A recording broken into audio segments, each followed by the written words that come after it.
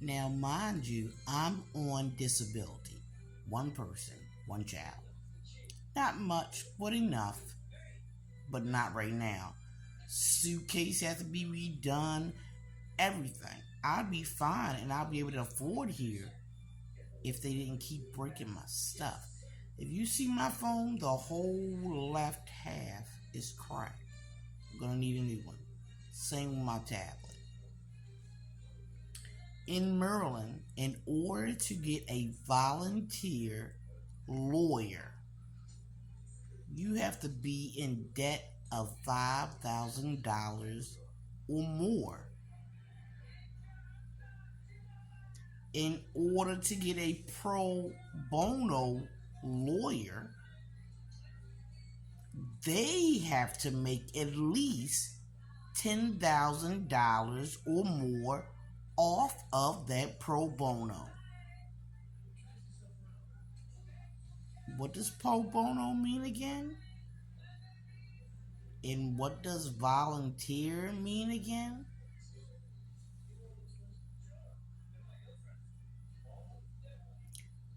I make too much for pro bono.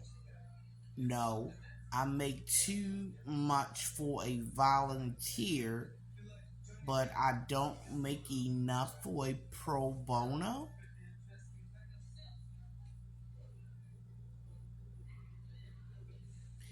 And there are only a couple of lawyers in Maryland that advocate for mentally ill. There are only several who advocate for civil rights as long as there an injury, most hopefully death, and you're a family member as opposed to the victim. I'm really confused because if you come into Maryland, you see all these billboards of all these law firms, and they must be hungry just like me. They must need food stamps just like me because I cannot see how they can afford the suits or even the haircuts they have on the billboards, let alone the billboards. When I went in to see if I can get a volunteer lawyer, because I didn't really make that much in order to do, because it costs like $60 a whop for a subpoena. Just imagine how many subpoenas you need for one person. And it has to be either the sheriff, and if you do it by mail, it has to be a special mail. And you can't do it yourself. You have to get somebody else to do it. And when I got somebody else to do it, that person was part of the gangstalking. I didn't know about gangstalking at the time. So I researched it and went in and said, oh, I can get a volunteer lawyer. I don't make that much money. My case is not that big.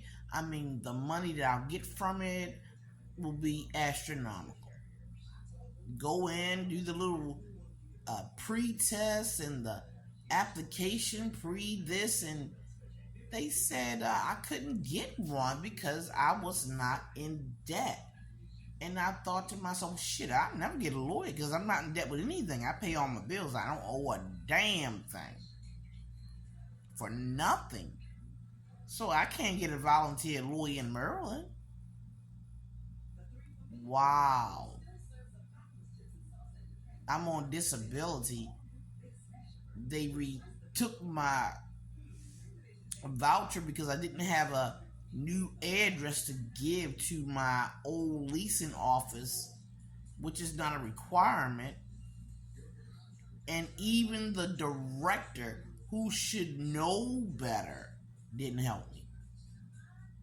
And that was the director of Section 8 herself, Miss Marsha Parham Green, or anybody else who was director at this time. That's not a requirement, so it should have been removed, and the crossing at White Mall should have given it back to me. I shouldn't have to fought for it. I shouldn't have to have no kind of mediation for it. They should not have kept it because that was not a requirement for me to have. So I cut some sons of bitches out. Anywho, and told them to shove that Section 8 voucher up their ass. Literally. Because they knew it was a form of gangstalking. And then when I found out that Stacey Lewis, brother, maintenance guy, might not actually be the maintenance guy, and she was allowing him to come in and out of my apartment with a key, and found out they were gangstalking. Brother and sister. Tyreek or Timmy. She looked just like a Biba and Samaya. And I realized that when I saw Samaya, remember seeing Samaya at Miss Pat house, Mama house, Chanel and Stephanie and mother's house in Ricestown. She was parked outside. She said, "Oh, that's Teller." And that's how I remember who Samaya was. I turned around and looked. And that's who Mugg said he really wanted to be with. That's how he ended up meeting all of us, trying to meet Samaya. And that's how he ended up doing it to me and Stella. First it was me, because I wouldn't have did it to nobody who did it to Stella. But she did it to people who did it to me. So we gonna leave that alone. We gonna leave that alone, Vivian Brunson. Yeah, Mrs. Spurgis, yeah. Anyhow. So I realized I couldn't get a volunteer lawyer because I was suing 4 physicians I didn't even know about the 2 social workers. And I didn't know about Sampson, the PA. So it was actually 3 physicians in a hospital. I didn't realize the negligence of the 911 when they allowed an unverified suicide attempt. I don't care what you say. They wanted to get me killed. I was a newly surgical patient, and they forced medication into me, not caring what my blood test would say,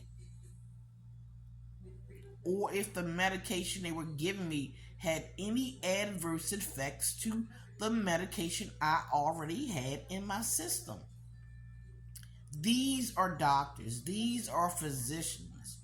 One blood test could have showed them my TSH levels and my A1C, and they did. John Falk didn't care, Samson Oleton didn't care, and Edward Swanton MD didn't care, and Joseph Tuomo, because all they wanted was to steal my Medicare and to take my life. And I have every right to bring up a lawsuit against those people. And this was allowed by Ascension St. Agnes Hospital in Baltimore, Maryland. I have every right to sue them as well, because those people are contractual employees and employees of that hospital. They are responsible for the crimes that are done on their facility. That is a law, a civil rights law, a discrimination law. In reviewing, researching, trying to get a lawyer, I learned a lot of things. I learned that Barry Goldstein of Warwick and Warranch and Brown is a criminal as well. That lawyer took things from me knowing I was not a lawyer.